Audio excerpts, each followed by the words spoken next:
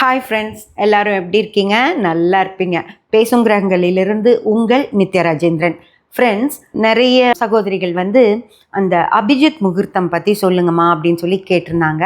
நானும் அதை பற்றி பேசணும் அப்படின்னு சொல்லி நினச்சிட்டு இருந்தேன். அபிஜித் முகூர்த்தம் அப்படின்னு சொல்லி சொன்னால் அது ஒரு நல்ல நேரம் தான். அதில் எந்த இதுவும் இல்லை, அப்படி ஒரு விஷயங்கள் எல்லாம் இருந்ததா சொல்லப்படுது.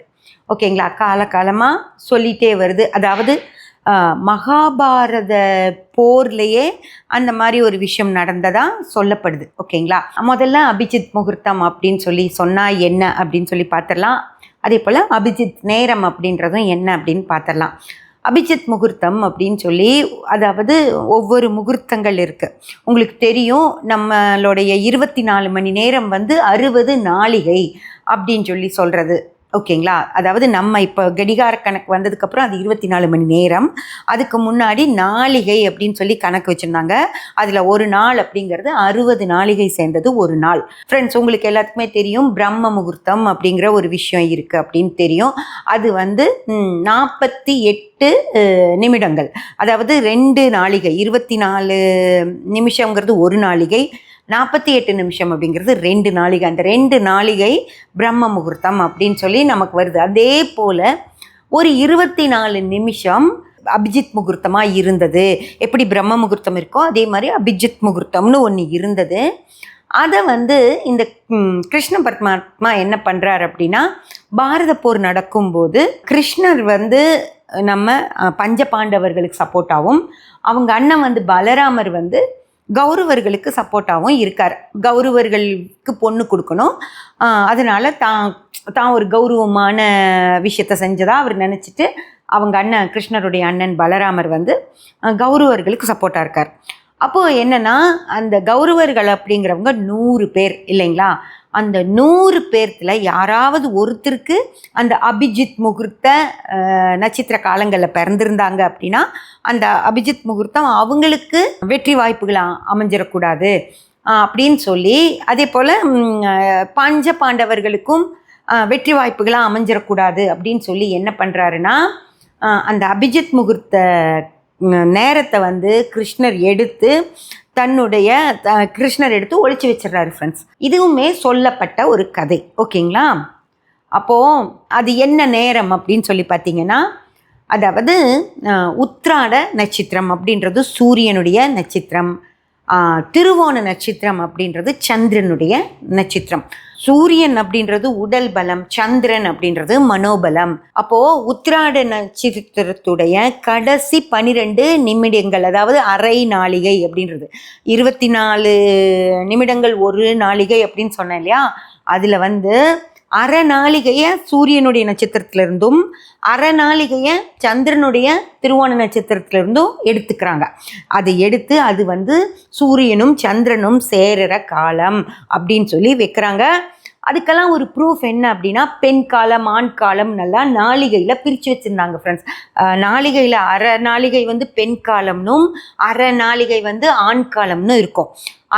இப்போ ஒரு குழந்தை, அந்த காலத்துலலாம் வாட்ச் எல்லாம் இல்லாததால் குழந்தை பிறந்ததும் அந்த ஊரில் எல்லா ஊர்லேயும் ஒரு ஜோதிடர் இருப்பார். அவங்க ஓடி போய் யாராவது ஆள் அனுப்புவாங்க, இந்த மாதிரி குழந்தை பிறந்துருச்சுன்னு ஓடி போய் சொல்லிட்டு வா அப்படின்னு.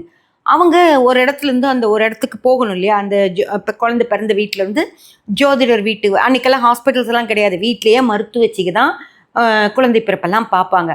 அப்படி பார்த்த காலத்தில் அந்த யாரோ ஒருத்தர் அந்த மாட்டு வண்டியோ இல்லை நடந்தோ இல்லை ஓடியோ, எப்படியாவது அந்த காலத்தில் என்ன டிரான்ஸ்போர்ட்டோ அதை பொறுத்து அந்த ஒரு ஆள் செய்தி சொல்லும் ஜோதிடருக்கு, இந்த மாதிரி இந்த வீட்டில் இவரோட குழந்தை பிறந்துருச்சு அப்படின்னு. உடனே அவங்க அது ஆண் காலம் பெண் காலம்னு எழுதிடுவாங்க. பெண் காலம்னு ஒன்று இருக்கும், அது ஆண் குழந்தையா பெண் குழந்தையான்னு கேட்பாங்க.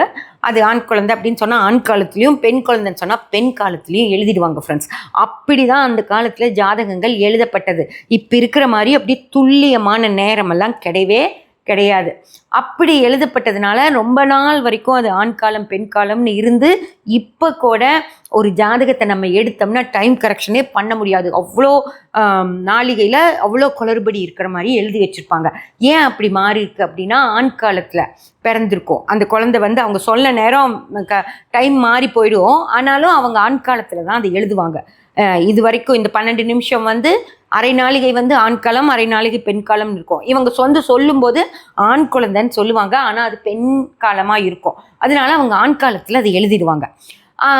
ஆண் காலத்தில் வந்து சொல்லுவாங்க, ஆனால் சொல்கிறப்ப பெண் குழந்தைன்னு சொன்னாங்கன்னா உடனே அதை பெண் காலத்தில் எழுதுவாங்க. ஒரு 12 மினிட்ஸை தள்ளி போட்டுருவாங்க. 12 மினிட்ஸை முழுமையாக தள்ளாது, ஒரு அவங்க சொல்கிறப்போ ஒரு 3 நிமிஷம் ஆண் காலம் முடிஞ்சு 3 நிமிஷம் ஆயிருக்கும். ஆனாலும் அவங்க ஆண் காலத்தில் தான் அதை எழுதுவாங்க. அப்போ 3 நிமிஷம் தள்ளிடுமா? இல்லை என்ன நடந்ததுன்னே தெரியாது. அவங்க எப்போ பிறந்ததோ அந்த பிறந்த நேரத்துலேருந்து அவங்க அந்த வீடு நோக்கி வர்ற நேரத்தில் உண்மையிலுமே அந்த ஆண் காலமே முடிஞ்சு பெண் காலமே வந்திருக்கும். அந்த மாதிரி டைம் வந்து தப்பாக இருக்கும். அவங்க ஜோதிடர்கள் ஆண் குழந்தை ஆண் காலத்துலேயும் பெண் குழந்தை பெண் காலத்துலையும் எழுதுவாங்க. ஒரு நாளிகைக்கு 2 காலமும் இருக்கும்.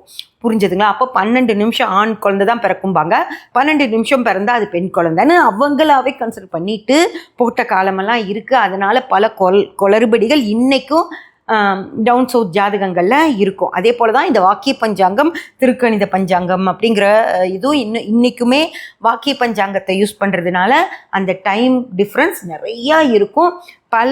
பல பேர் என்கிட்ட ஜாதகம் பார்த்த நிறைய பேருக்கு நான் டைம் கரெக்ஷன் பண்ணி கொடுத்துருக்கேன் இல்லைங்களா?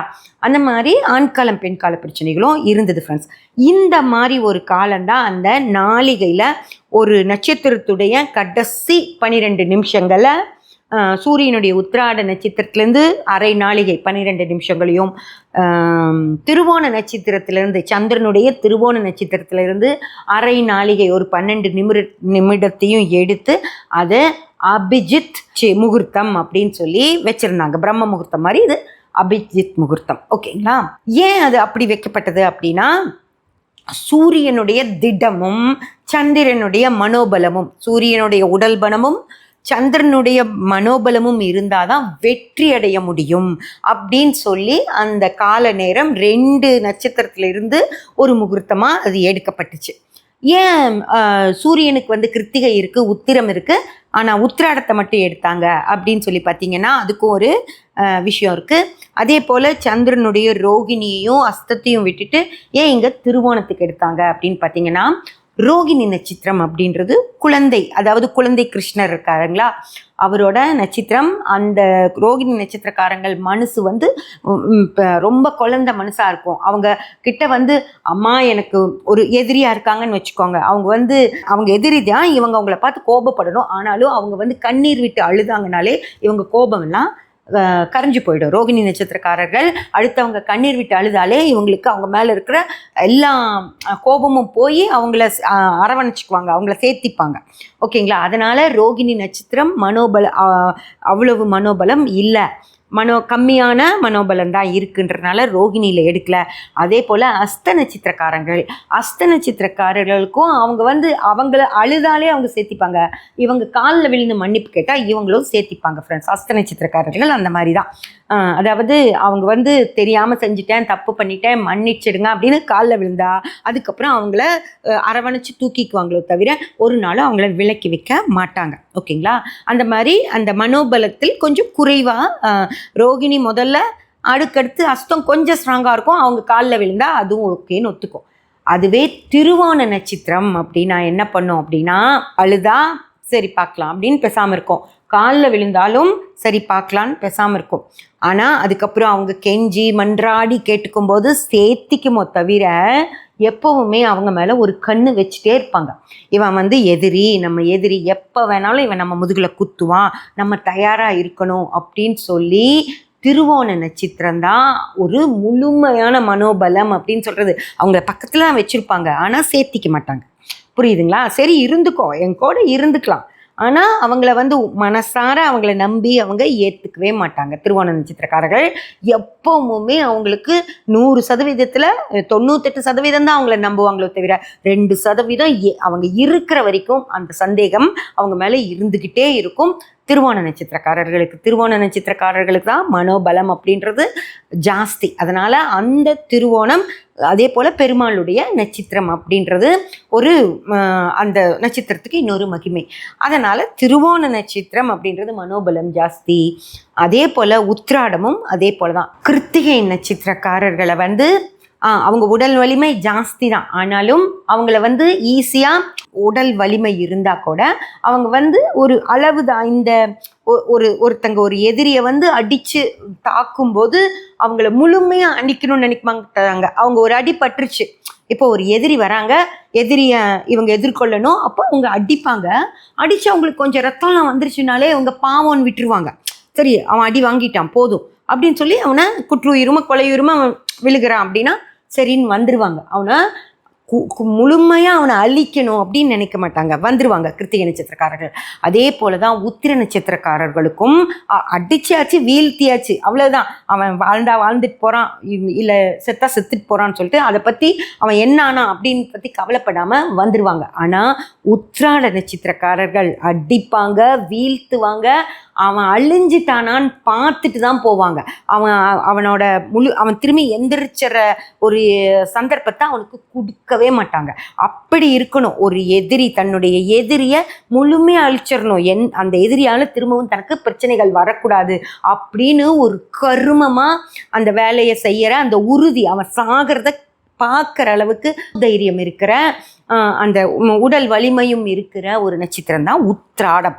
ஓகேங்களா? அதனால தான் உத்திராட நட்சத்திரத்தோட அந்த உடல் வலிமையும் திருவோணத்துடைய அந்த மன வலிமையும் ரெண்டும் சேரும்போது ஒரு வலிமையான ஒரு அழிக்கவே முடியாத ஒரு சக்தியா இருப்பாங்க. அப்படின்றதுனால அந்த நட்சத்திரங்களுடைய அந்த 12 அரை நாளிகைகளை சேர்த்து அபிஜித் அப்படின்னு சொன்னா அழிக்க முடியாதவன், ஜித் அப்படின்னா அழிக்கவே முடியாதவன் அப்படின்னு சொல்லி அர்த்தம். அதனாலதான் இந்திரஜித், உங்களுக்கு ராவணனுடைய மகன் இந்திரஜித்தை தெரியும். அந்த இந்திரஜித்தை கடவுளால தான் அழிக்க முடிஞ்சதோ தவிர வேற யாராலும், அதுவும் ஈஸியா அழிச்சிடல. ராமரும் லக்ஷ்மணரும் 2 பேரும் படாத பாடுபட்டு தான் அவரை அழிப்பாங்க. ஓகேங்களா? அந்த அளவுக்கு அந்த அந்த ஜித் அப்படின்னா வெற்றிகள் அப்படின்னு சொல்லி அர்த்தம். அதனால இந்த அபிஜித் முகூர்த்தம் அப்படின்னு ஒரு வெற்றிகரமான ஒரு முகூர்த்த நேரம் அப்படின்னு சொல்லி எடுக்கிறாங்க ஃப்ரெண்ட்ஸ். அப்போ இந்த அபிஜித் முகூர்த்தம் அப்படின்னா என்னன்னு உங்களுக்கு தெரிஞ்சிருச்சு இல்லையா? வெற்றிகளை கொடுக்கக்கூடிய ஒரு விஷயம். இது வந்து பணம் கொடுக்காது, முதல்ல அதை நீங்கள் நல்லா புரிஞ்சுக்கோங்க. பணத்தை கொடுக்காது, புரிஞ்சுதா? வெற்றியை கொடுக்கும். வெற்றி அப்படிங்கிறது எந்தெந்த இடத்துல நல்லா யோசிச்சு பாருங்க ஃப்ரெண்ட்ஸ். இப்போது நம்ம அபிஜித் நேரம் அப்படின்னா என்னன்னு தெரிஞ்சிட்டோம் இல்லைங்களா? அபிஜித் நேரம் எப்படி வந்தது அப்படிங்கிற விஷயங்களை எல்லாம் தெரிஞ்சிட்டோம். ஓகேயா? இந்த அபிஜித் நேரம் நமக்கு என்ன பண்ணும் அப்படின்றத நம்ம நாளைக்கு பதிவில் பார்த்துடலாமா? சப்ஸ்கிரைப் பண்ணி பெல் பட்டன் ப்ரெஸ் பண்ணி வச்சுக்கோங்க. அப்போ தான் நான் போடுற எல்லா பதிவுகளும் உங்களுக்கு கிடைக்கும். லைக் பண்ணி ஷேர் பண்ணி கமெண்ட் பண்ணிங்கன்னா எனக்கு சப்போர்ட்டிவாக இருக்கும். Thank you friends.